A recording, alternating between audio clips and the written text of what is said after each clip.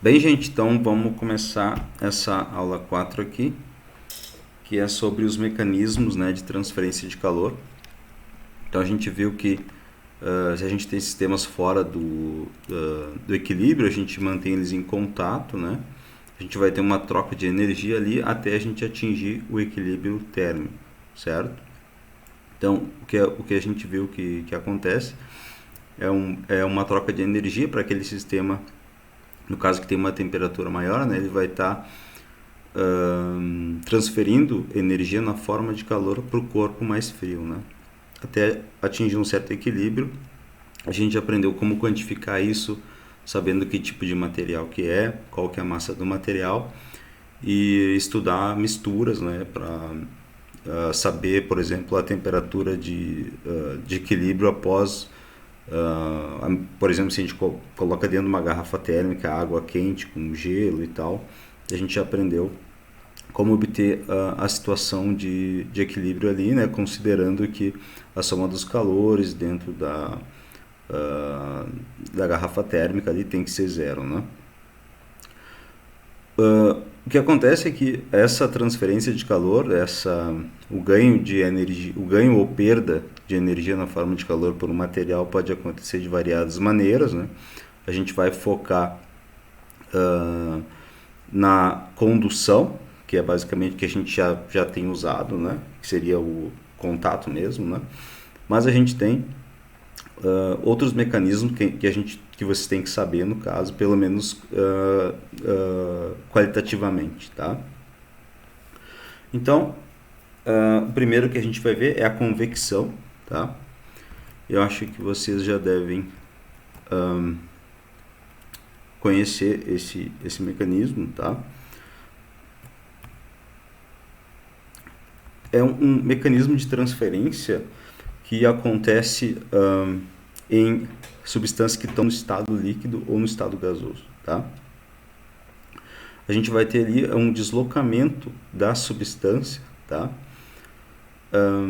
Devido a uma diferença de densidade que ela vai ter, e essa diferença de densidade vai acontecer devido a uma troca de calor, tá? Então a gente pode observar aqui dois exemplos, tá? A gente vai entender facilmente o que quer dizer, tá? Então aqui a gente tem uma chaleira, né? Que ela está no fogo, então a parte de baixo ali da chaleira está sendo aquecida pelo fogo, tá?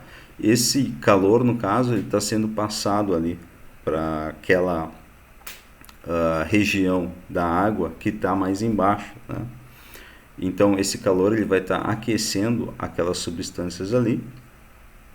Então, pelo fato daquela parte da água ficar mais quente, então as moléculas vão estar mais espaçadas, elas vão ter uma densidade menor, tá? Então, com isso elas tendem a subir, né? Porque no caso a parte da água que está mais fria vai ter uma densidade maior, então pela força da gravidade a gente vai ter essa troca, né? Então a parte da água que está mais quente vai subir, a parte da água que está mais fria vai descer, tá? E a gente forma aquele tipo de vórtice ali, tá? Não é vórtice, mas pelo desenho ali vocês podem entender assim. Então a gente vai ter parte do líquido vai estar subindo, parte vai estar descendo, tá? Parte quente vai estar subindo, dando lugar daí ao ar frio que está em cima, que vai descer pela força da gravidade. Com isso ele vai aquecer e vai subir depois, tá? Então esse mecanismo a gente chama de convecção, tá? A gente está trocando calor entre a parte de baixo da chaleira com a parte de cima, tá? E esse mesmo efeito pode acontecer aqui num aquecedor numa casa, né? Então o melhor lugar, no caso, para tu colocar um aquecedor numa casa é na parte inferior, né? Porque aí a gente vai justamente ocasionar esse mecanismo, tá? Então o ar que está embaixo, né, na parte mais baixa da casa, vai ser aquecido pelo aquecedor, vai subir, tá? Devido ao fato de ele estar com uma densidade menor, as moléculas vão estar mais afastadas, tá? E com isso, o ar frio, que vai estar mais pesado, vai descer, tomar o lugar desse ar quente que estava embaixo, tá? Vai ser aquecido e vai gerar esse processo circular aí de convecção, tá?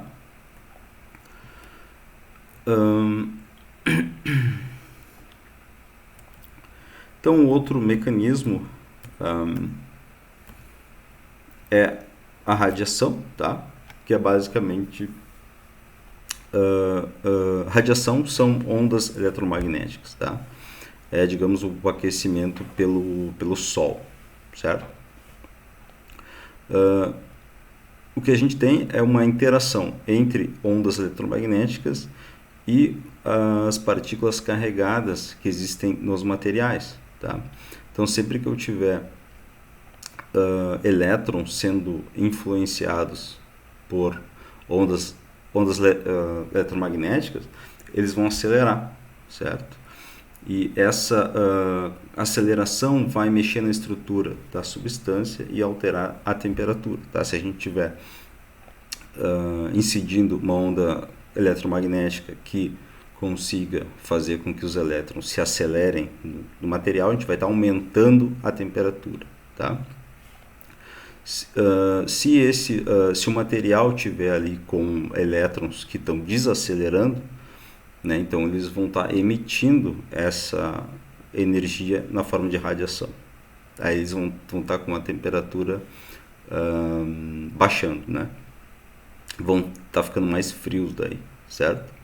Então, se a gente pensa no material que tem uma área qualquer A, tá? Em uma temperatura T, a gente consegue calcular essa taxa de energia, tá? Mediante essa fórmula aqui, que diz que então, potência aqui vai ser energia por unidade de tempo, tá? Joule por segundo, certo? Então, esse sigma aqui é a constante de Stefan Boltzmann, tá? É simplesmente uma constante para unir essas quantidades, tá? E aquele epsilon ali é a emissividade, tá? Que seria o quanto que o material ele é capaz de emitir de ondas eletromagnéticas. Aí vai depender do tipo do material, certo? Mas o importante aqui é entender que essa taxa de energia ela varia com a temperatura na quarta potência, tá? Essa aqui é a parte importante aqui. E esse A é a área, certo? Então, mais importante para nós vai ser a condução, tá? Que é o que a gente já tem visto, né?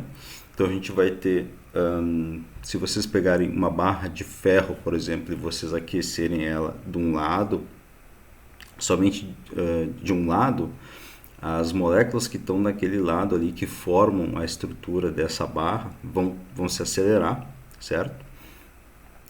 E se vocês já cozinharam com uma colher de metal, vocês vão ver que o calor, no caso, passa da ponta da colher para onde a gente está segurando ali, né? Então, isso acontece justamente pela condução. A gente vai estar acelerando as moléculas de um lado da barra de metal ou da colher, tá? E aquelas moléculas agitadas ali vão estar influenciando a próxima camada de moléculas agitadas, que vão estar influenciando a próxima, assim por diante, até o outro lado da barra ou da colher, certo? Então a gente sempre vai ter uma propagação de calor da parte mais quente do material para a parte mais fria, tá? E a gente tem um jeito simples de quantificar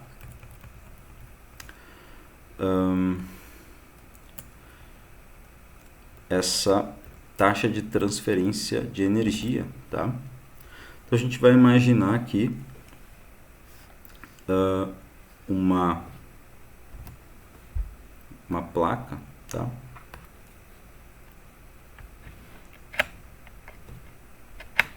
Então a gente tem aqui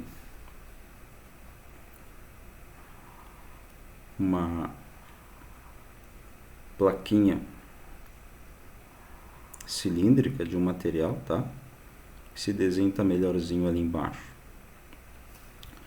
Então, esse cilindro aqui, né, que representa para nós uma placa de algum material, tem um tamanho L e uma área A, certo? E de um lado desse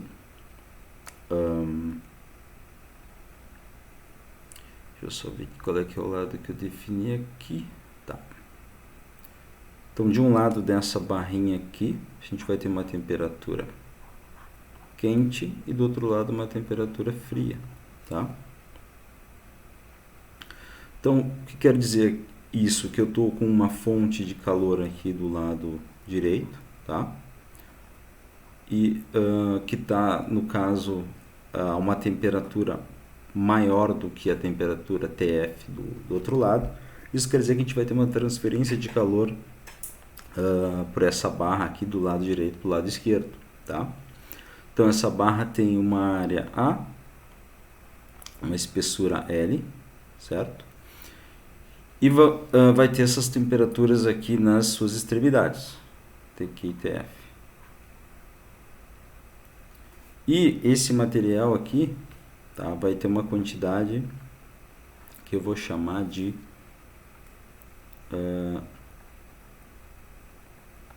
vai ter uma quantidade K que eu vou chamar de condutividade térmica, tá? Condutividade térmica.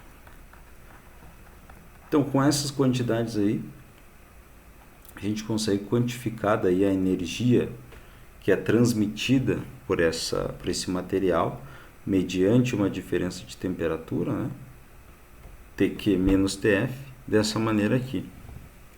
Então, a taxa de energia fica sendo dependente diretamente do nosso K, da condutividade térmica do material, da área A, da diferença de temperatura entre as duas extremidades e, inversamente, vai depender da espessura, tá?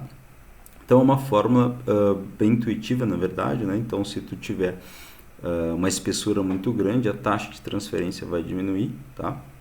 Se tu tiver uma área muito grande, a taxa aumenta e assim por diante, certo?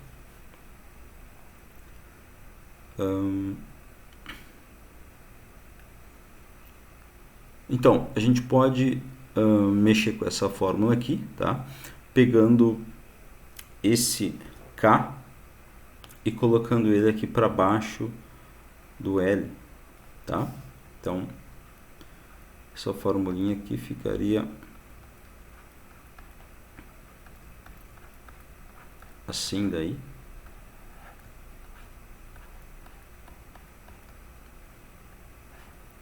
Opa, aqui não tem o K, aqui vai ter o A, certo? Então, peguei o K e coloquei embaixo do L no denominador, tá? Essa quantidade aqui eu vou chamar daí de resistência térmica, tá?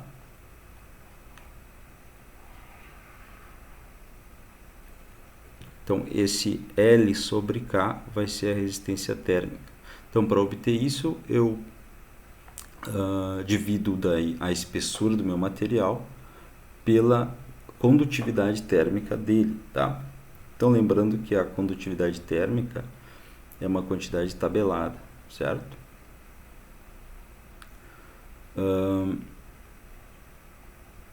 Então, aqui, por exemplo, eu tenho ferro, chumbo, hidrogênio e vidro, tá? Então, notem que a capacidade da gente transmitir energia na forma de calor pelo ferro é muito maior do que pelo hidrogênio, tá? E também que o vidro, certo?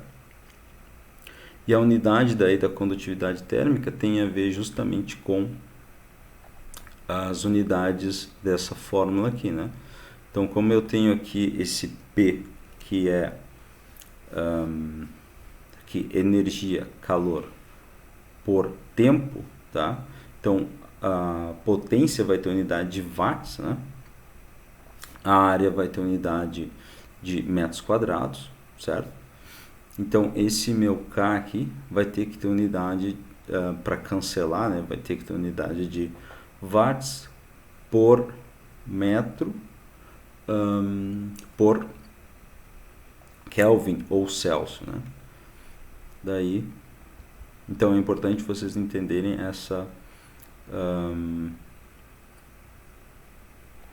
essas definições aqui, tá?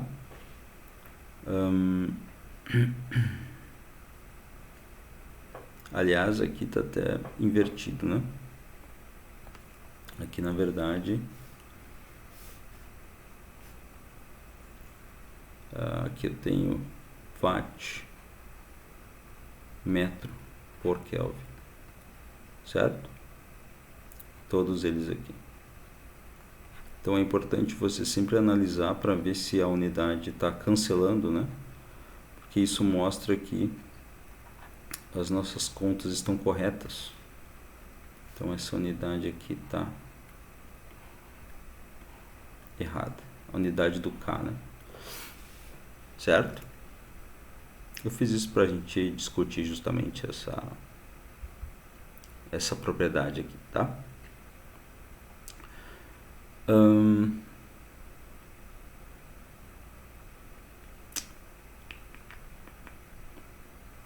Certo? Aqui na verdade é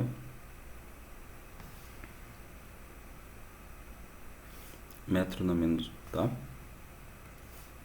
Então vocês confiram sempre as unidades que a gente está usando, certo?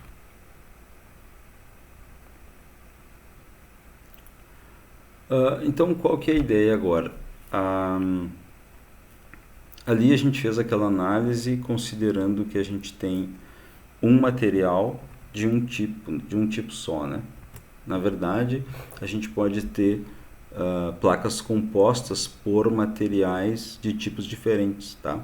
Então a gente pode pensar numa situação assim, por exemplo, quando a gente está construindo uma janela para justamente tentar evitar que a gente tenha uma transferência de calor muito grande do ambiente de uma região para o ambiente externo, por exemplo. A gente pode tentar construir uma janela que tenha uma espessura de vidro específica e, por exemplo, ar no meio entre duas camadas de vidro, né? Então a gente teria daí uma situação em que eu tenho uma transferência de energia por calor, numa situação em que eu tenho, digamos, fatias de materiais de tipos diferentes.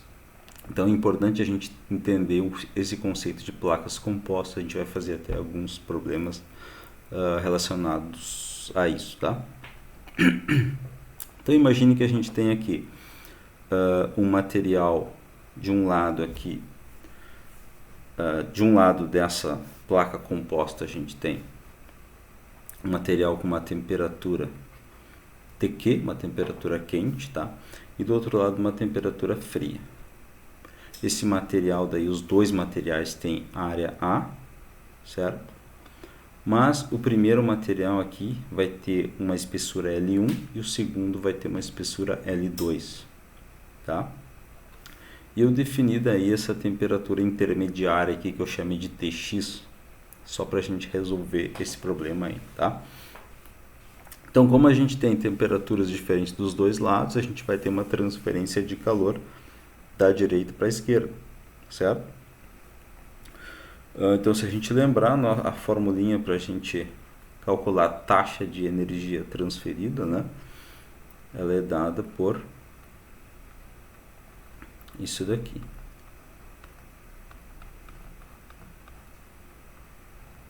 Só para a gente lembrar, tá?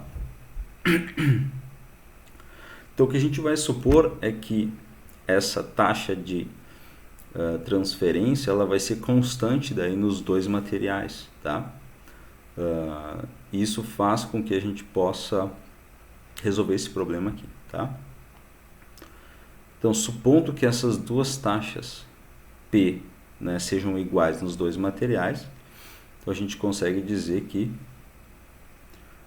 considerando então o material 2 aqui, esse aqui, tá? Considerando o material 2, a gente tem essa taxa aqui.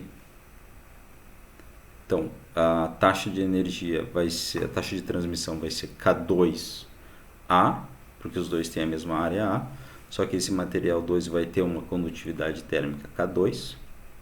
A temperatura quente vai ser TQ, a temperatura fria vai ser esse TX aqui, né? Intermediário. E a espessura é L2, certo? Desse material, tá? E essa taxa tem que ser igual ao do primeiro material. Então, o primeiro material vai ter uma taxa que vai ser dada por K1, que é a condutividade térmica desse material. A área é a mesma, então vai ter o mesmo A aqui. A espessura agora vai ser L1, diferente, né? A temperatura quente agora vai ser esse TX e a temperatura fria vai ser o TF, tá? Então a ideia é a gente pegar essa expressão aqui e tentar obter o TX, tá? Então para isso a gente faz algumas operações aqui. Então para começar eu passei o L1 para o outro lado, depois eu deixei em evidência o TX, tá? Aqui. Então vocês podem realizar essas operações aí para vocês treinarem, certo? E daqui para cá, então daqui para cá,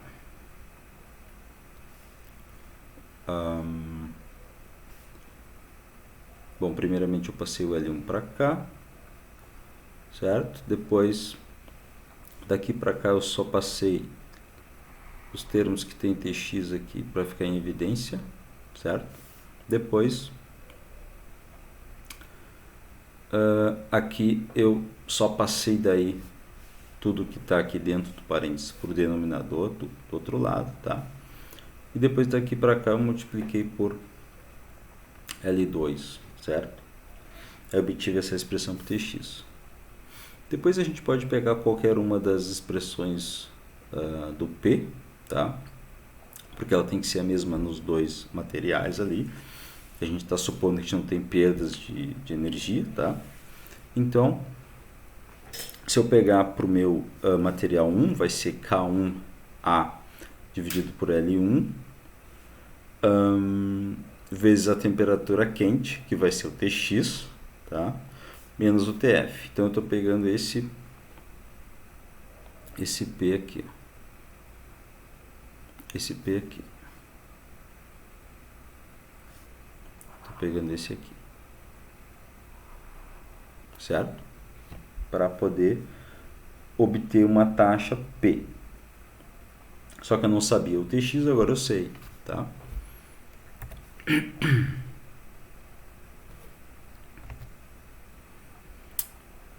Então, fico com essa conta gigante aqui, tá? A gente pode fazer o MMC entre esses dois termos aqui de dentro do parênteses, tá? A gente fica com uma expressão gigante, a gente vai trabalhando isso, tá? Aqui vocês notam que vão ter termos que vão se cancelar aqui, certo? Esse termo aqui, ó, cancela com esse, tá? Aí sobra só os termos que tem K2. Depois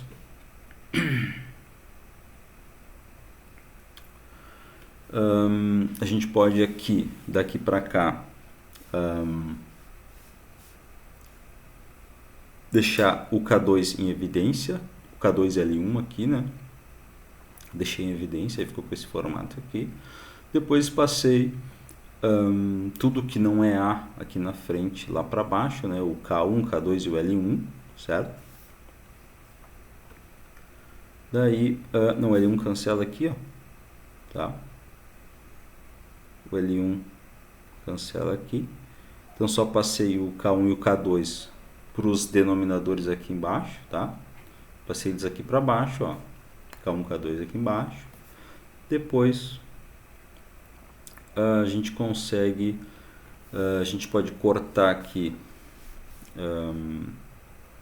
o K1, tá? Aqui a gente corta o K2. Ele fica com esse formato aqui final, tá? Então vamos comparar com a fórmula que a gente já tinha escrito antes, tá? P vai ser A TQ menos TF dividido por L sobre K. Então, quando a gente tinha só um tipo de material, a gente obteve essa fórmula aqui, certo? Então, notem que agora a gente tem isso daqui é para um material. Agora a gente tem essa fórmula aqui. E essa fórmula aqui, ela tem um formato exatamente igual, só que a gente tem daí no denominador a soma dos L sobre K, que são justamente as resistências térmicas, tá? Então a gente pode pegar e usar a mesma fórmula, só que no denominador a gente vai usar, em vez de usar a resistência térmica de um material só, a gente soma as resistências térmicas dos materiais envolvidos, tá? Daí a gente consegue obter a taxa de transferência de energia quando a gente tem placas compostas. Então não é muito problemático isso, né? Então aqui a gente pode começar daí a fazer o problema 1, tá? No problema 1 a gente tem duas barras retangulares idênticas, tá? Que são soldadas pelas faces de menor área. Então a gente tem exatamente essa situação aqui, certo? Elas são soldadas pelas faces de menor área, tá? Então elas são mantidas a uma temperatura de 0 graus do lado esquerdo aqui, tá? E 100 graus do lado direito, certo? E ele tá dizendo que em 2 minutos a gente tem a condução de 10 joules, né, do lado direito e do lado esquerdo, tá? Ele quer saber daí que tempo seria necessário para conduzir 10 joules, tá? Se a gente soldar essas placas pelas faces de maior área, aí seria esse caso aqui, né? Então a gente continuaria aqui com 100 graus, que seria 0 graus, tá? Então a gente pode pegar essa primeira situação aqui, tá? E calcular daí a transferência de energia, tá? Vamos ver como ficaria isso. Então aqui, lembrando que são barras idênticas, então a gente não tem aqui problema de placas compostas, tá? São sempre o mesmo material, então a gente não precisa se preocupar com isso, tá? Então a taxa de transferência vai ser K a delta T sobre L, certo? Sempre vai ser assim, tá? Então aqui no caso, esse nosso L do problema, tá? Eu vou chamar de LB, o L da barra, tá? Para não confundir com o L da espessura, tá? Da fórmula. Pode confundir, tá? Então, nesse primeiro caso aqui, a gente vai ter o K, o A área daí do nosso, dessa nossa montagem aqui vai ser LBH, certo? A área vai ser esse lado LB vezes o H, tá? A variação de temperatura é a mesma, tá? E então vai ser aqui o delta T e o L vai ser a espessura. O L vai ser daí 2 vezes o LB, né? 2 vezes, tá? 2LB, certo?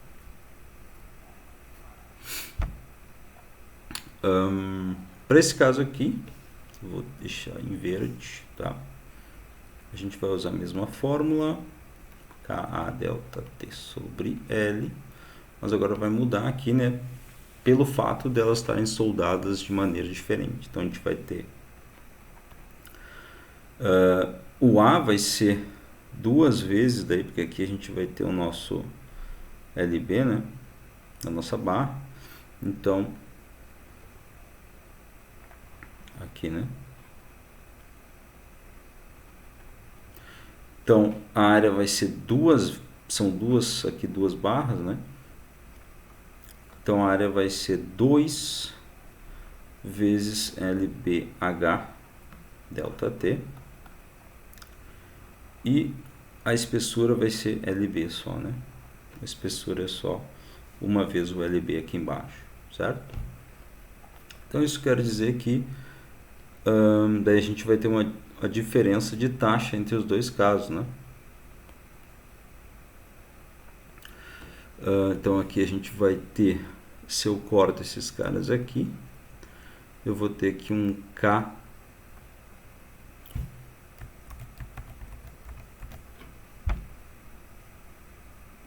vou ter aqui um KH delta T sobre 2, certo? E aqui eu vou ter 2 KH delta T. Então, o que eu noto é que aqui eu fiz azul aqui.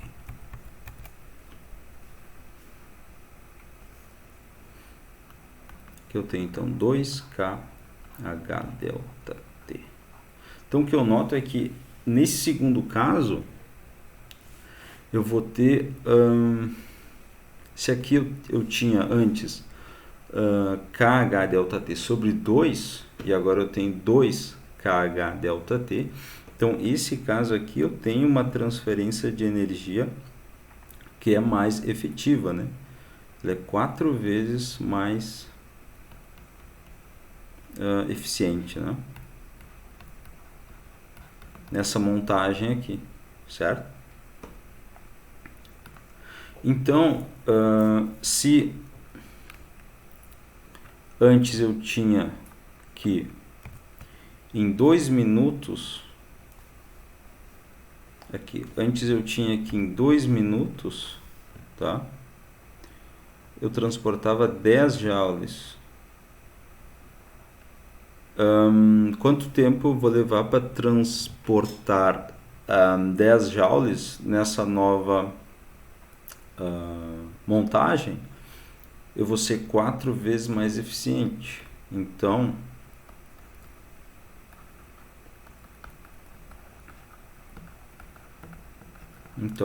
eu vou fazer isso em 15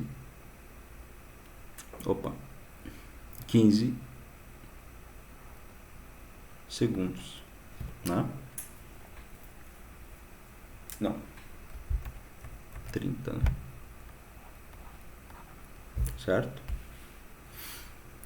Se antes eu levava 2 minutos para transportar 10 joules, agora eu estou levando 30 segundos, certo? Então, nesse outro problema aqui,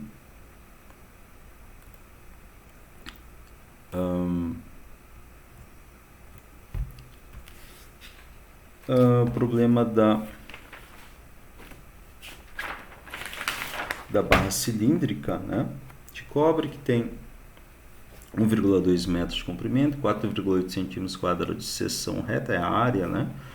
Ela é bem isolada e não perde energia através da superfície, tá? Ou seja, na parte da face maior desse cilindro, né?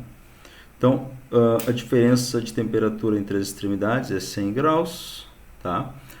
Por que 100 graus? Porque em um lado essa barra está imersa numa mistura de água e gelo, tá? E na outra ela está em contato com uma mistura de água e vapor. Então, de um lado da barra de cilindro a gente tem água e gelo, do outro lado da barra de cilindro a gente tem água e vapor, tá? Então, primeiro ele quer saber com que taxa de energia a energia é conduzida pela barra, tá? E depois ele quer saber com que taxa o gelo é derretido na extremidade fria, certo? Então, primeiro a gente vai calcular essa taxa de energia, tá? Então, P vai ser K A delta T sobre L, certo? Então, o K do gelo está informando aqui essa informação aqui, tá? 401 watts por metro por Kelvin, certo? A área vai ser 4,8 centímetros quadrados, variação de temperatura 100 graus Celsius, né? E a espessura é 1,2 metros, tá? A espessura seria o quanto que o calor vai ter de distância que o calor vai ter que enfrentar para chegar do outro lado, tá? Então aqui para calcular isso aqui a gente tem que cuidar as unidades, tá?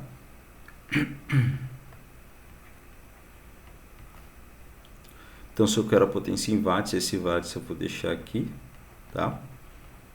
Aqui eu tô embaixo aqui eu tô usando metro quadrado, certo? E o Kelvin, tá? Esse Kelvin aqui vai cancelar com esse Celsius porque eu estou lidando com variações de temperatura, né? Então, se eu estou lidando com variações de temperatura, eu posso usar tanto o Celsius como o Kelvin, tá? Isso é importante de entender, tá? Então, esse Kelvin aqui vai cortar com o Celsius, tá? Mas só nesse caso, tá, gente? Só quando a gente tem variações que a gente pode dizer isso, tá?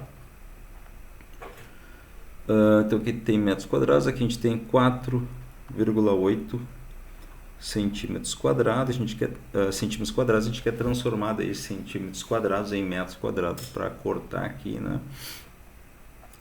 Então a gente diz, a gente coloca aqui 1 metro aqui em cima, tá? E aqui embaixo a gente tem que colocar a mesma quantidade em centímetros, certo? E aí daqui a gente eleva ao quadrado tudo isso aqui, tá? Daí a gente consegue deixar o resultado aqui cortando os centímetros quadrados, tá? Aqui depois a gente vai cortar o metro quadrado também. Então a gente tem que cuidar que o resultado então vai ficar em watts. Daí a gente tem que cuidar que aqui embaixo a gente tem 100 ao quadrado, tá? Então vai ser 10000, tá? E essa quantidade aí fica 16,04 watts, tá? Depois na letra B, ele quer saber daí qual que é a taxa de formação, a taxa de derretimento do gelo na extremidade fria. Isso porque a extremidade fria vai estar recebendo, no caso, energia na forma de calor da extremidade quente, né? Então a gente vai estar jogando energia naquela mistura de água com gelo, tá? Então, como esse sistema está mantido a 0 graus, toda essa energia que está chegando vai ser usada para derreter o gelo, tá? E a gente sabe como calcular isso, né? Então, a quantidade de calor que chega ali em 1 segundo, tá? Então, a gente sabe que a taxa de transferência por essa barra é 16,04 watts. Então, quer dizer que chega na mistura de água e gelo, no caso tudo a 0 grau aqui, chega lá 16,04 joules em 1 segundo, certo? Porque watts é joule por segundo, tá? E eu sei que essa quantidade de calor, eu sei que pela nossa formulinha lá, o calor é igual a ml, o calor que a gente precisa para derreter o gelo, tá? Então daqui eu consigo calcular daí a massa que está sendo derretida, porque eu sei a quantidade de calor que chega e eu sei o meu L, tá? L, eu vou usar o mesmo aqui, então LG, tá? Então M vai ficar Q sobre LG. Então quantidade de calor em 1 segundo eu sei que chega a 16,04 joules e o meu LG é 333 kilojoules. Então vou usar aqui já vou transformar para 1000, 333 mil joules por quilograma. Então esse quilograma está aqui embaixo, né? Ele pode daí ir para cima aqui, tá? Então eu vou ter 16,04 dividido por 333 mil quilogramas, tá? O joule vai cortar aqui, certo? Então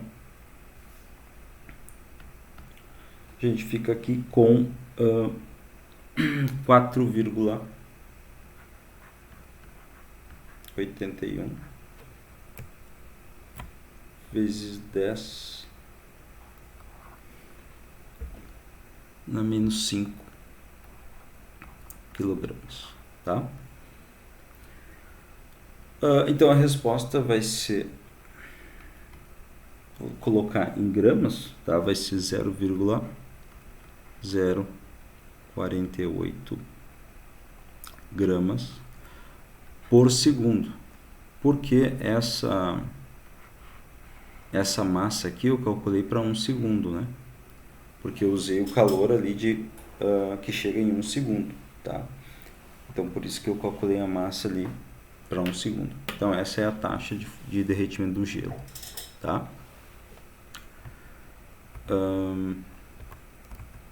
Então a gente tem outros problemas aqui para vocês fazerem, tá?